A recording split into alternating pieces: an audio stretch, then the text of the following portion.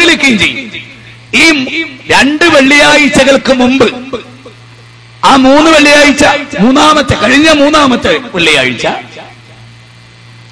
കായംകുളത്തിനടുത്ത് ആദിക്കാട്ടുകുളങ്ങര എന്ന് പറയുന്ന സ്ഥലമുണ്ട്. അവിടെ പ്രസംഗിച്ചുകൊണ്ടിരിക്കുമ്പോൾ ഒരു മുസ്ലിം ഓടി സ്റ്റേജിൽ ഇങ്ങോട്ട് കയറി.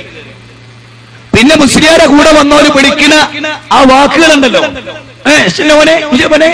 കുറെ മോനെ മോനെ മോനെ, അതിന്റെ അപ്പുറത്തുള്ളതൊന്നും എനിക്ക് പറയാൻ പറ്റില്ല. ഞാൻ ചോദിച്ചു, മുസ്ലിം നിങ്ങളെ ശിഷ്യന്മാരല്ലേ, അതുകൊണ്ടായിരിക്കും ഇങ്ങനെ. നിങ്ങൾ ആലോചിച്ചു, ഒരു മുസ്ലിം സമൂഹം വന്നിട്ട് വിളിച്ച വിളി കേൾക്കാൻ എനിക്ക് 1-2 തവണ നിങ്ങളോട് പറഞ്ഞാൽ നിങ്ങൾക്ക് അതിന്റെ ഗൗരവം മനസ്സിലാവും. ഈ കൗമിന്റെ വാക്ക് എവിടെ നിന്നാണ് ഇവർ സംസ്കാരം പഠിക്കുന്നത്? എന്താണ് അവസ്ഥ? നിങ്ങൾ ആലോചിച്ചു, താടിയും തലപ്പാവും വെള്ളക്കുപ്പായവും ജുബയിട്ട് കയറി വന്നിട്ട് വിളിക്കണ വാക്ക്. സുബ്ഹാനല്ലാഹ്, ഇന്ന് ആദിക്കാട്ടുകുളങ്ങരയെന്ന് എന്നെ വിളിച്ചു.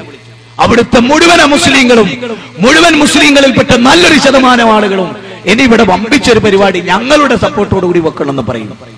ഞാൻ ഇവിടെ പറയുന്നത്, ഈ കഴിഞ്ഞ റമദാനിൽ തിരുവനന്തപുരത്ത് ഭീമാപള്ളി എന്ന് പറഞ്ഞൊരു സ്ഥലമുണ്ട്. ആ ഭീമാപള്ളിയുടെ പരിസരത്ത് ഒരു 5-8 മുജാഹിദുകളുണ്ട്. പാവം പിടിച്ച കുറച്ച് സാധുക്കളായ മനുഷ്യന്മാരെ. മുമ്പ് ആ പള്ളിയിലൊക്കെ ആയിരുന്നവര് സുന്നികളുമായിരുന്നു. അവർക്ക് ഇത് തെറ്റാണെന്ന് മനസ്സിലായ ഒരു മുജാഹിദ് പ്രസ്ഥാനം സ്വീകരിച്ചു. ഈ കഴിഞ്ഞ റമദാനിൽ അവരെ വീട്ടിൽ വെച്ച്, അതായത് ആ കമ്മിറ്റിപ്പെട്ട ഒരാളുടെ മകന്റെ വീട്ടിൽ വെച്ച് നിസ്കരിച്ചു. ഒരു സംഘം ആളുകൾ വന്നിട്ട് പറഞ്ഞു, ഇവിടുന്ന് തറാവിസ്കരിക്കാൻ സമ്മതിക്കില്ല, ഇവിടുന്ന് ഒഴിവാണോ, ഇല്ലെങ്കിൽ ഇയാളെ ഞങ്ങൾ ആക്രമിക്കുന്നൊക്കെ പറഞ്ഞു. ആയിക്കോട്ടെ, എന്നാ വേണ്ടാറിന് ഞങ്ങൾ ആ വീട്ടിൽ നിന്ന് ഒഴിഞ്ഞ് പാവം പിടിച്ച നമ്മുടെ കുട്ടികള്, ചെറുപ്പക്കാര്, അവരെല്ലാം സ്ത്രീകളടക്കം വേറൊരു വീട്ടിലേക്ക് പിറ്റേന്ന്. അന്നെന്തുണ്ടായി എന്നറിയോ നിങ്ങൾ? പത്രത്തിലൊക്കെ വന്നതാ, ചാനലിലൊക്കെ വന്നതാ. അന്ന് ഈ ദർഗയെ, ഈ ഭീമാപള്ളിയെ ചുറ്റിപ്പറ്റി നിൽക്കുന്ന സുന്നികളിൽപ്പെട്ട ഒരു വിഭാഗം ആളുകൾ ഇരുമ്പിന്റെ ദണ്ടും കത്തിയുമൊക്കെയായി വന്ന് മുജാഹിദുകൾ തറാവീഹ് നമസ്കരിക്കുന്നതിനിടയിൽ അവരെ മർദ്ദിച്ചു. അടിച്ചിട്ട് തലങ്ങട്ട് ചീന്തിയിട്ട് 24 തുന്നായിരുന്നു. 2 പേരുടെ തല അടിച്ചു പൊട്ടിച്ചു കളഞ്ഞു.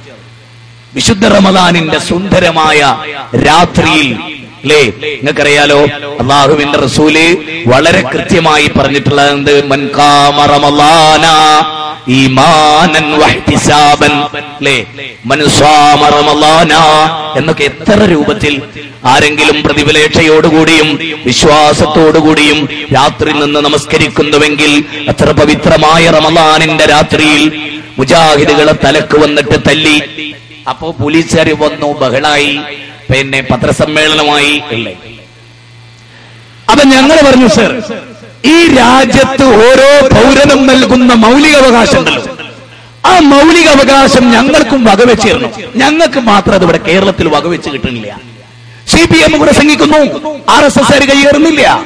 RSS പ്രസംഗിക്കുന്നു, CPM കയ്യേറുന്നില്ല. വിവരമുണ്ടവർക്കൊക്കെ പരസ്പരം ഓരോരുത്തർ പറഞ്ഞു പോകും, പിന്നെ നമ്മൾ പറയും. എന്തുകൊണ്ട് മുസ്ലിങ്ങളിൽ ഈ വിഭാഗത്തിന് മാത്രം വിവരമില്ലാതായി പോകുന്നു? അവരെ വിവരമില്ലാത്തവർ നയിക്കുന്നു. അതുകൊണ്ട് പക്ഷേ ഒരു ശ്രദ്ധേയമായ പോയിന്റ് ഉണ്ടായി അവിടെ. 2 സംഭവങ്ങളാണ് ഞാൻ പറയുന്നത്, നിങ്ങൾ ശ്രദ്ധിച്ചോളൂ. തിരിച്ചൊരക്രമം ഉണ്ടായില്ല. ഒരു സൂചി കൊണ്ട് പോലും തിരിച്ചു കുത്തിയില്ല. ഒരു വാക്കുകൊണ്ട് പോലും അവരെ വേദനിപ്പിച്ചില്ല മറുഭാഗത്തെ. കാരണം ഞങ്ങൾ പ്രവാചകന്റെ അനുയായികളായി, മുഹമ്മദ് നബി സല്ലല്ലാഹു അലൈഹി വസല്ലമയുടെ അനുയായികൾ.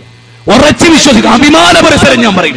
ലോകത്ത് അല്ലാഹുവിന്റെ ദീനിനെ പ്രദാനം ചെയ്യുന്ന ഒരു സംഘടനയാണ് ഈ സംഘടന. എനിക്ക് മുജാഹിദുകളോട് പറയാൻ, കേന്ദ്രന്മാരോട്, അതിൽ നമുക്ക് അഭിമാനം ഉണ്ടാകണം. നമ്മൾ നിസാരമല്ല ലോകത്തിൽ. നമ്മളെന്ന് പറയുന്ന പ്രസ്ഥാനം ലോകത്ത് നിസാരമല്ല. മാനവിക സമൂഹത്തിനിടയിൽ ഏറ്റവും മനുഷ്യത്വത്തിന്റെ ഉദാത്തീകരണം സാധിച്ച ഒരു പ്രസ്ഥാനമാണ് നമ്മൾ. അതിൽ നമുക്ക് സ്വയം അഭിമാനം വേണം. ഞാനത് തീർത്തു പറയും. നമ്മൾ ദുർബലരല്ല, നമ്മുടെ ഏറ്റവും ശക്തമായ ഒരു ആദർശത്തിന്റെ വാഹകരാണ്. നിങ്ങൾ മനസ്സിലാക്കണം. അന്ന് മറുഭാഗത്തൊന്നും ഉണ്ടായില്ല.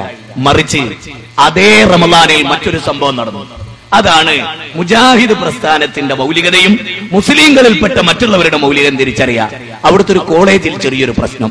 SFI, മറുഭാഗത്ത് NDF-ന്റെ വിദ്യാർത്ഥി സംഘടന ഒരു കൊടി നാട്ടുന്ന പ്രശ്നം. ഏത്? വിവരമില്ലാത്ത കീറത്തുണിയെ വിവരമുള്ള മനുഷ്യന്റെ പോരാട്ടം. വിവരമില്ലാത്ത തുണിക്ക് വേണ്ടി വിവരമുള്ളവന്റെ പോരാട്ടം. ആലോചിക്കങ്ങളെ, ഒരു കൊടിക്ക് വേണ്ടി. എന്നിട്ട് എന്താ ഉണ്ടായത്? പിന്നെ 2 കൂട്ടരുടെയും ഉയർന്ന ആളുകൾ ഇടപെട്ടു. അങ്ങനെയാണല്ലോ എല്ലാ സ്ഥലത്തും അങ്ങനെ ഇപ്പം നടക്കണത്. ഇടപെട്ടപ്പോ എന്തായി?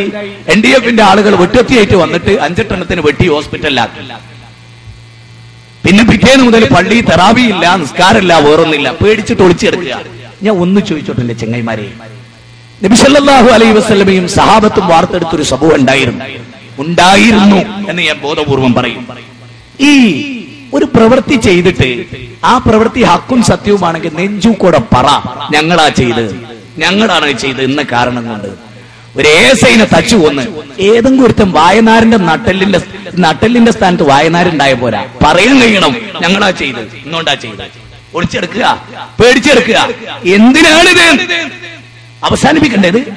ഈ അക്രമ രാഷ്ട്രീയം, ഈ അക്രമം അവസാനിപ്പിക്കണ്ടേ? കേരളത്തിൽ എത്ര സ്ഥലത്ത് ഇപ്പൊ കഴിഞ്ഞ ദിവസം CP സലീം ഞങ്ങളുടെ ISMന്റെ സ്റ്റേറ്റ് സെക്രട്ടറിയാണ്. ഞങ്ങൾക്ക് അദ്ദേഹം വലുതാണ്, അദ്ദേഹത്തിന്റെ പ്രബോധനം ഞങ്ങൾക്ക് വലുതാണ്. അദ്ദേഹത്തെ കയറി തല്ലി മുസ്ലിങ്ങളുടെ ഒരു വിഭാഗം ആളുകൾ സ്റ്റേജ് കയ്യേറി. എന്തൊരു പുതുമ! ഒരു വിഭാഗം ആളുകൾക്ക് സാക്ഷാൽ ദൈവിക മതം പറയാൻ അവകാശമില്ലാത്തൊരവസ്ഥ ഞങ്ങളെ സംബന്ധിച്ചിടത്തോളം ഇല്ല. ഇനി നിങ്ങൾ ആലോചിച്ച് നോക്ക്, കേരളക്കരയിൽ എത്രയോ രാഷ്ട്രീയ പാർട്ടികൾ കൊല്ലപ്പെടും, RSSകാരൻ കൊല്ലപ്പെട്ടു. ആ വാർത്ത എങ്ങനെ കേൾക്കുമ്പോ ഉടനെ തന്നെ നമ്മുടെ മനസ്സിൽ വരെ എന്താ? ഒന്നെങ്കിൽ CPM, അല്ലെങ്കിൽ NDM, അല്ലെങ്കിൽ സിമി, ഇങ്ങനെയൊക്കെ എന്തായാലും, അല്ലെങ്കിൽ ലീഗ്. എനിക്ക് ആശ്ചര്യം തോന്നിയൊരു കാര്യം എന്താ അറിയോ? 100 കൊല്ലത്തിനടുത്ത ഈ മുജാഹിദ് പ്രസ്ഥാനം ഇവിടെ പ്രവർത്തിക്കുന്നു. ഏതെങ്കിലും മറ്റൊരു സംഘടനയൊരുത്തം കൊല്ലപ്പെട്ട മറുഭാഗത്തൊരു മുജാഹിദിന്റെ പേര് വരാറില്ല. എന്തുകൊണ്ട്? നിങ്ങൾ മനസ്സിലാക്കണം, എല്ലാ പാർട്ടിക്കാരും മനസ്സിലാക്കണം. ഞാനിത് ഏതെങ്കിലും ഒരു വ്യക്തിയോ സമൂഹത്തെ കണ്ടല്ല പറയുന്നത്. ഇതൊക്കെ ഒന്ന് അവസാനിക്കണ്ടേ? അതിനൊരൊറ്റ വഴിയേ ഉള്ളൂ. ഞാൻ നിങ്ങൾക്ക് പറഞ്ഞൊരു ഒറ്റ വഴി. ആ വഴി നിങ്ങൾ സ്വീകരിച്ചു നോക്കൂ. മുജാഹിദ് പ്രസ്ഥാനത്തിന് ഈ രംഗത്ത് വിജയിക്കാൻ കഴിഞ്ഞത് പള്ളി മിമ്പറിൽ ഖുത്ബയുള്ളത് കൊണ്ടാണ്. ഞാൻ ഉറച്ചു വിശ്വസിക്കുന്നു, ഞാൻ അതിന് അടിവരയിടുന്നു. കാരണം ഒരു വ്യാഴാഴ്ച ഒരു കലാപുണ്ടായിരുന്നു വിചാരിക്കുക, കേരളത്തിൽ ഉണ്ടാവാതിരിക്കട്ടെ, നീ കാണാൻ വയ്യത് ഈ രക്തച്ചൊരിച്ചിൽ നോക്ക്. കഴിഞ്ഞ ദിവസം ഒരു പാർട്ടിക്കാരനെ കൊല്ലപ്പെട്ടിട്ട് കണ്ണൂർ, ഞാനന്ന് കണ്ണൂരുണ്ട്, എനിക്ക് അത്ഭുതം തോന്നിപ്പോവുകയാണ്. ആ പിഞ്ചു പൈതൽ അച്ഛാ എനിക്കിനി കാണണ്ട എന്നാണ്. ആ പിഞ്ചു പൈതലിന്റെ ദീനരോധൻ ആര് മറുപടി പറയും? മോളെ, അച്ഛൻ ഇന്ന് നേരത്തെ വരും, എന്നിട്ട് നിന്റെ സംശയം തീർച്ചയാന്ന് പറഞ്ഞ ASI പിന്നെ വന്നത് ശവമഞ്ചത്തില്. എന്തിനായത്? അവസാനിപ്പിക്കണ്ടേ? ഇത് കണ്ട് മടുത്ത ഒരു തലമുറ ഇവിടെ ഉണ്ട്. എല്ലാ പ്രസ്ഥാനക്കാരും മനസ്സിലായിക്കോളെ, അടുത്ത ഇലക്ഷൻ വരാൻ പോകുമ്പോ മനസ്സിലായിക്കോളെ. എല്ലാരും ഉയർന്ന് ചിന്തിക്ക്, ആരൊക്കെ വരണം, ആരൊക്കെ വരരുത്, ആരൊക്കെ വന്നാലുണ്ടാകും. പ്രതീക്ഷയൊന്നുമില്ല നമുക്കൊരു പാർട്ടിയിലുണ്ടോ? ഞാൻ തുറന്നു പറയാ, പലരും പറയാൻ മടിക്കുന്നത് എനിക്ക് ആ കൂസലില്ലാത്തോണ്ട് പറയാ. ഞാൻ ഇനി പ്രതീക്ഷക്ക് വകല്ല, അത്ര മോശമാണ്. ഇനി ഒരു പുതിയ പ്രവാചകൻ വരാനില്ല. യഥാ യഥാഹി ധർമ്മസ്യ ഗ്ലാനിർഭവതി ഭാരത അഭിധാനമധർമ്മസ്യം തദാത്മാനം സൃജാമ്യഹം പരിത്രാണായ സാധൂനാം വിനാശായ ചതുഷ്കൃതാം ധർമ്മസംസ്ഥാപനാർത്ഥായ സംഭവാമി യുഗേ യുഗേ. ശ്രീമദ് ഗീതയിലെ 4-ാം അധ്യായം 7-8 ശ്ലോകങ്ങളാണ്. ധർമ്മത്തിന് ചുതി സംഭവിക്കുമ്പോ, അധർമ്മം കൊടികുത്തി വാഴുമ്പോ ധർമ്മത്തിന്റെ സ്ഥാപനത്തിന് വേണ്ടി യുഗപുരുഷന്മാർ വരും. ഇല്ല, ഗീതയുടെ വാഹകരെന്നില്ല, ബൈബിളിന്റെ വാഹകരെന്നില്ല, ഖുർആനിന്റെ പ്രയോക്താക്കളില്ല. യാ അയ്യുഹല്ലദീന ആമനൂ കുനൂ ഖവാമീന ബിൽ ഖിസ്ത് ശുഹദാഅ ലില്ലാഹ് വലൂ അലാ അൻഫുസികും അവൽ വാലിദൈനി വൽ അഖ്റബീൻ. സത്യവിശ്വാസികളെ, നിങ്ങൾ നീതിക്ക് വേണ്ടി നിലകൊള്ളൂ. നീതിക്ക് വേണ്ടി സ്വന്തത്തിനെതിരാണെങ്കിലും മാതാപിതാക്കൾക്കെതിരാണെങ്കിലും എല്ലാവർക്കും എതിരാണെങ്കിലും നീതിക്ക് വേണ്ടി നിലകൊള്ളൂ മനുഷ്യരെ എന്ന് സൂറത്ത് നിസായിലെ 135 പറയുമ്പോ വലാ യജ്രിമന്നകും ശൻആന ഖൗമിൻ അലാ അല്ലാ തഅദിലു അദിലു ഹുവ അഖ്റബു ലിത്തഖ്വാ. ഒരു വിഭാഗത്തോടുള്ള ഈർഷ്യത, അവരോട് അനീതി പ്രവർത്തിക്കാൻ നിങ്ങളെ പ്രേരിപ്പിക്കാതിരിക്കട്ടെ എന്ന് പറയുന്ന ഖുർആനിന്റെ 5-ാം അധ്യായം 8-ാമത്തെ സൂക്തം നമുക്ക് പ്രചോദനമാകണം. അതുകൊണ്ട് എനിക്ക് ഇവിടുത്തെ മുസ്ലിം സംഘടനകളോട് പറയാനുള്ളത്, അവനവന്റെ പാർട്ടിക്കാരനെ തെറ്റുപറ്റിയ തെറ്റാന്നങ്ങട്ട് സമ്മതിക്കും, എന്നിട്ട് അവനെ തിരുത്ത്, നാളെ നന്നാവും. ഞാൻ പറയട്ടെ, ഞാൻ ആ പറഞ്ഞ വാചകം പൂർത്തിയാകട്ടെ. വ്യാഴാഴ്ച ഒരു കലാപുണ്ടായി എന്ന് വിചാരിച്ചോളൂ നിങ്ങൾ. അന്ന് കേരളത്തിലെ എല്ലാ മുജാഹിദും മിമ്പറിലും അതിശക്തമായി അതിന്റെ സത്യാവസ്ഥയും ന്യായാന്യായങ്ങളും അതിൽ മുസ്ലിങ്ങൾ സ്വീകരിക്കേണ്ട നിലപാടും കൃത്യമായി പ്രസംഗിച്ചിരിക്കും അന്ന് മിമ്പറിൽ. ഞാൻ ഇനി പറയുന്നത് നിങ്ങൾ ശ്രദ്ധിക്കണം. ഞാൻ ഓരോ പുറ്റിത്തേങ്ങറിനുമായി പറയുന്നത്, ഇതൊക്കെ സ്വീകരിച്ചൊരു സമൂഹം ഉണ്ടാവട്ടെ എന്നുള്ള ഉത്കടമായ ആഗ്രഹം മാത്രം അതിലുള്ളത്. സത്യമാണ് ഞാൻ പറയുന്നത്, ആഗ്രഹം മാത്രം അതിലുള്ളത്.